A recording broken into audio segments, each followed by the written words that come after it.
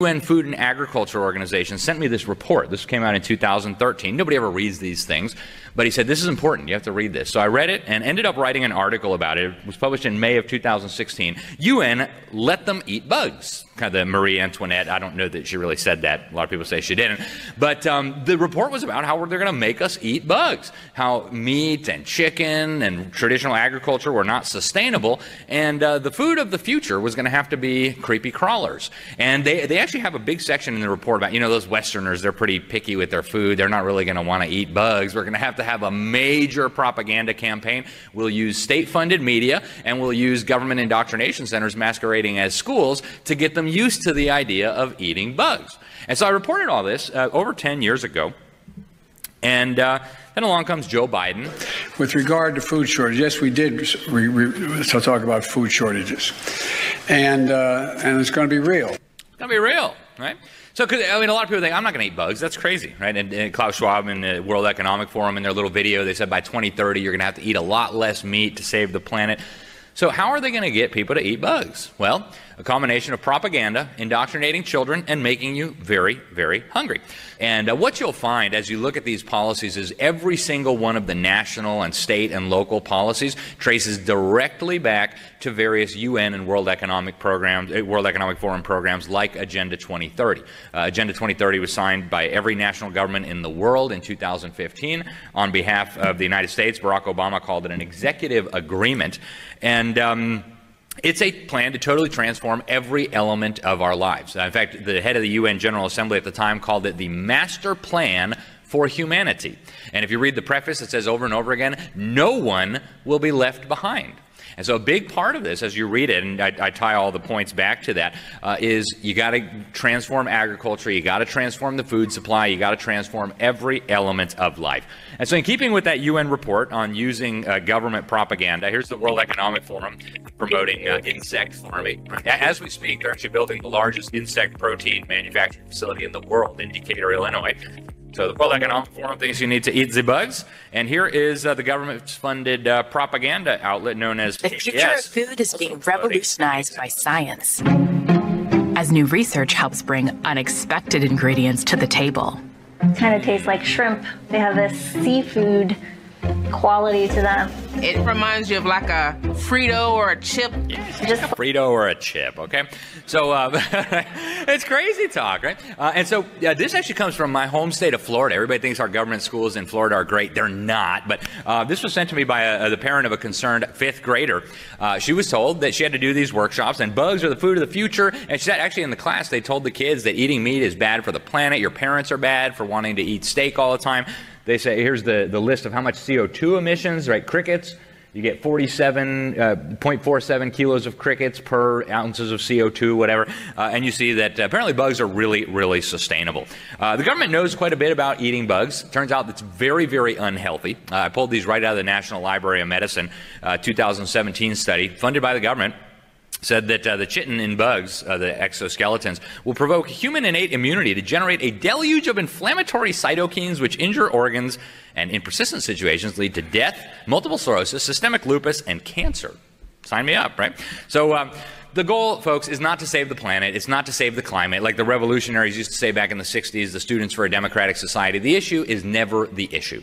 It's not about global warming. It's not about sustainable development. It's about enslaving humanity. They want to wipe out small, medium-sized producers, centralize food control in the hands of mega corporations in bed with the mega governments. They want to move the population into the mega cities and ultimately bring about this great reset in what they call the New World Order. And I'm out of time, but I'll leave you with Dr. Kissinger, our satellite time is running out. What wonderful opportunity to conclude our week here with such concrete proposals and ideas of how we can really create, I would say, a new world order. A world order where everyone shall eat bugs. Στο πλαίσιο του σατανικού του σχεδίου για τη χειραγώγηση και την καταστροφή της ανθρωπότητας, εδώ και αρκετά χρόνια, τα παιδεία έχουν κατηχηθεί με την Ατζέντα 2030 στα σχολεία της Ελβετίας, της Αγγλίας, της Αυστραλίας, της Γερμανίας, της Γαλλίας και πολλών άλλων χωρών. Τα παιδεία επιστρέφουν στο σπίτι τους με πλήση εγκεφάλου με τα 17 σημεία που έχει ως στόχους η Ατζέντα 2030, αλλά αυτό που στην πραγματικότητα περιέχουν είναι ο απολύτως έλεγχος από τη σατανική ελίτ, η οποία θα χρησιμοποιήσει κάθε έναν από αυτούς τους στόχους για να εφαρμόσει τη σκοτεινή της ατζέντα, να εξαλείψει όλη την ανθρωπότητα. Ένας άλλος από τους στόχους που, προκειμένου να εξαπατήσουν τον πληθυσμό, δίνουν με ένα ωραίο όνομα, μηδενική πείνα. Τρομάζουν τα παιδεία στα σχολεία ότι δεν πρόκειται να έχουμε φαγητό για όλους και ως εκ τούτου πρέπει να συνηθίσουν να τρώνε κάθε είδος ζωήφια, όπως κουλίκια, γρίλους αλλά και εργαστηριακό κρέας με τα συνεπακόλουθα δηλητήρια που είναι επιβλαβή για την υγεία. Ο Οργανισμός Τροφίμων και Γεωργίας των Ηνωμένων Εθνών προωθεί ένα παγκοσμιοποιημένο και οριζόντιο σχέδιο για την ανάπτυξη και προώθηση της χρήσης αλεύρων από σκουλίκια, γρίλους και άλλα έντομα, καθώς και της κατανάλωσης ζωντανών και μαγειρεμένων εντόμων. Προσπαθούν να ομαλοποιήσουν κάτι που δεν είναι πραγματικά φυσιολογικό, όπως και να το δει κανείς.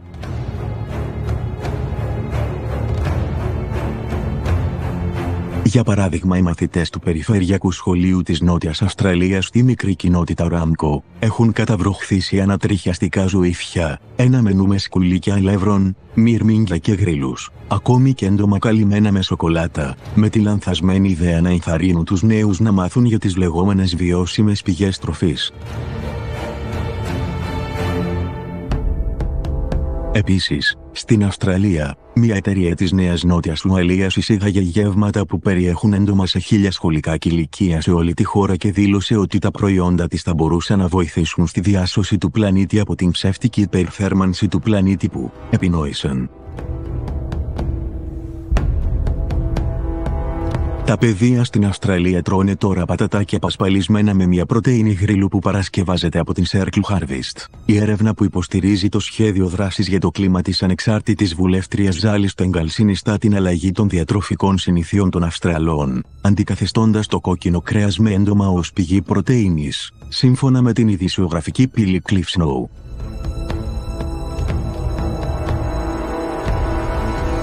Προφανώς, δεν έχει απομείνει ούτε ένας λογικός και ψυχικά υγιής πολιτικός. Όλοι υπακούουν τυφλά σαν μαριονέτες στις επιταγές των σκοτεινών δυνάμεων, όπως ο Bill Gates, ο Σβάμπ και όλα τα τσιράκια τους, που σίγουρα τρώνε κρέας και όχι έντομα.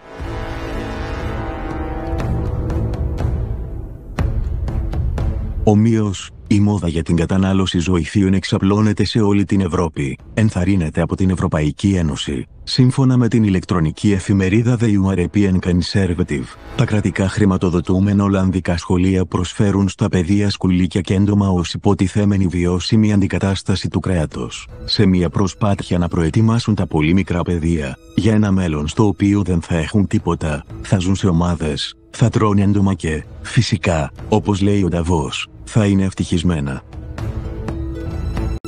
Παρόμοιες πρωτοβουλίες, με στόχο την προσαρμογή των πληθυσμών στην κατανάλωση εντόμων, έχουν δρομολογηθεί σε αρκετές χώρες του δυτικού κόσμου, όπως το Ηνωμένο Βασίλειο, ο Καναδάς. Εκτός από αυτό που έχουμε ήδη δει στην Αυστραλία. Πρόσφατα, το Aldi, ένα γερμανικό σούπερ μάρκετ με χιλιάδες καταστήματα σε όλη την Ευρώπη, πρότεινε ότι μπορεί να αρχίσει να πωλεί έτοιμα γεύματα με βάση τα έντομα για να βοηθήσει τις οικογένειες που στερούνται πρωτεΐνης εν μέσω της συνεχιζόμενης και επιδεινούμενης κρίσης του κόστους ζωής, δήλωσε The European Conservative. Αλλά μην ξεγελιέστε από αυτά τα ψέματα που μεταμφιέζονται σε ανθρωπιστική βοήθεια, γιατί πρόκειται απλώς για μια καλή στρατηγική νευρομάρκετινγκ. Ας αγωνιστούμε για να μην δηλητηριαστούμε από δίθεν τρόφιμα που είναι τοξικά και θανατήφορα για τον ανθρώπινο οργανισμό. Στους μαθητές 4 δημοτικών σχολείων στην Ουαλία του Ηνωμένου Βασιλείου προσφέρθηκαν επίσης έντομα προς κατανάλωση στο πλαίσιο ενός προγράμματος για τη μέτρηση της όρεξης των παιδιών για εναλλακτικές πρωτεΐνες, όπως γρίλους, ακρίδες και σκουλίκια αλευριού. Καθώς το Παγκόσμιο Οικονομικό Φόρουμ λέει ότι ο κόσμος προσπαθεί να βοηθήσει το περιβάλλον μειώνοντας την κατανάλωση κρέατος, σύμφωνα με τις διαδικτυακές ειδήσεις του News. Και μόνο η σκέψη είναι πραγματικά αποκρουστική. Πρέπει να αποφύγουμε αυτές τις τρέλες και τις ανισορροπίες που θέλουν να επιβάλλουν γενοκτονικές ελίτ των ψυχικά ασθενών στη ζωή μας και να αγωνιστούμε για να παραμείνουμε άνθρωποι με κανονικά τρόφιμα. Agenda 21 is kind of a code name for a master plan originated at the United Nations to change the political and economic system of the world to one of total collectivism. And in order to do that, people must not be allowed to have independence. They must be dependent on the state for everything. Otherwise, they won't be easily controlled by the state. That means they can't have private property, mostly. They cannot have land of their own. They have to live in, preferably, high-rise apartments that are provided to them by the state as a benefit, so to speak. Oh, good, we got a free apartment. But these people at the top want all humans to be dependent on the largesse of the state. That means that they don't want anybody living out in the boonies. Anybody that's got a couple of acres of land and his own water supply and can grow his own food and that kind of thing, or have some sheep or some chickens, these people are a threat to the collectivist society because they aren't going to go to the politicians and say, please feed me, please clothe me, please give me shelter. They tend to be independent. That's the secret behind Agenda 21. They want people out of the country. They want corporations out there getting all the food and that kind of thing, but they don't want anybody living out there because that way they cannot be controlled. In order to control mankind, we have to get them all into the big cities. We have to rack them up and stack them up, get them dependent on the state for their food, their shelter, their electrical power, their water, everything. That's the dirty secret behind Agenda 21.